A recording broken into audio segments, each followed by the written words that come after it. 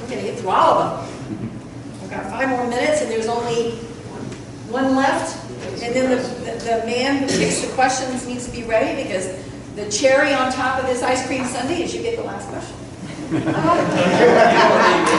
I've already got it under I've got the warthogs under control. I'm ready to frame the letter and campaign for you. All right. This is Mark Hampton.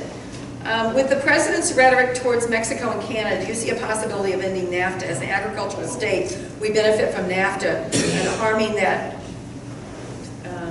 worries me. Yeah. Where are you, Mark? Yeah. Mark, I am really worried about that. The president's nominee for trade representative was in my office.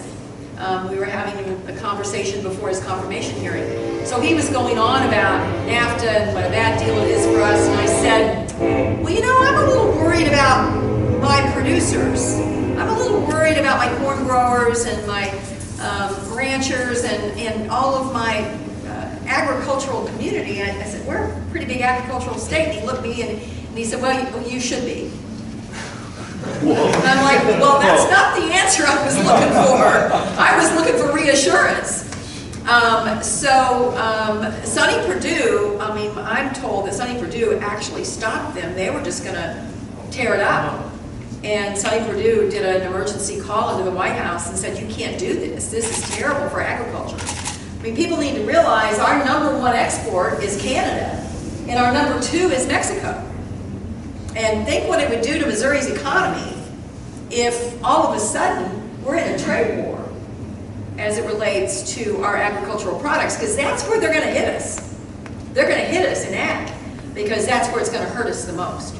And I'm really worried about corn, because Mexico is so mad at us because of some of this rhetoric, and Brazil is about to remove its foreign ownership restrictions. At least this is what we're being told. They're considering removing them. Well, there is millions of acres that can be tilled in Brazil for corn. China will go in there and buy that land, and they'll put a much more efficient process in place and bring their price down.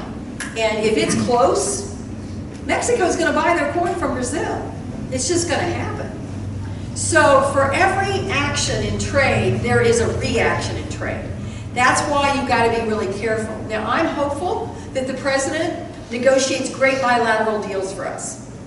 But, you know, this thing they're doing on 232, just briefly to explain this, typically if you want to accuse a country of dumping and using unfair trade practices, you go through the ITC, the International Trade Commission. I've gone over there on aluminum cases and testified. I'm trying to help our folks here in Missouri, our manufacturers. They're not doing that on aluminum and steel. They're using Section 232, which means the president has the right to say that the production of this is important to national security. And then none of the others, then they don't have to jump through any of the other hoops. So they can just say, this week we need to have more aluminum and steel production for national security, therefore we're going to tariff up all the steel coming into this country. Well, here's the tricky part.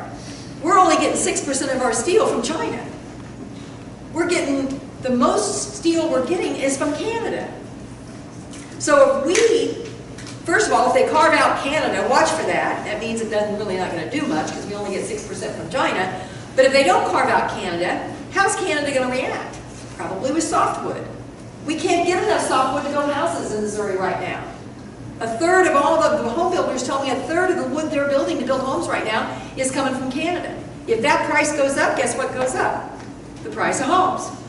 So there is always, and that's why people who are against NAFTA really need to think this through, because there is great benefits to Missouri agriculture because of NAFTA. It's like Cuba. I mean, the rice guys down the boot hill were so excited. I mean, that's like our backyard. We can stick that rice on a barge down to Cuba and it's there before nightfall. And it's a big market for rice. And we would be, they're bringing their rice in from Vietnam. I mean, Missouri rice would be a great thing for Cuba. But he just pulled the rug out from under that. And now they're back to the drawing board on looking for new markets for rice. So I'm going to be looking out for all that. I care very much about making sure that our agricultural economy is not threatened or harmed by what, I think he wants to do the right thing in terms of getting better deals for us, but you got to be really careful because we are a global market, and we sell all over the world, and if we're hitting them, they're going to hit back. They're going to hit back. So, is that it? One more, last one. This is from Gary Penny.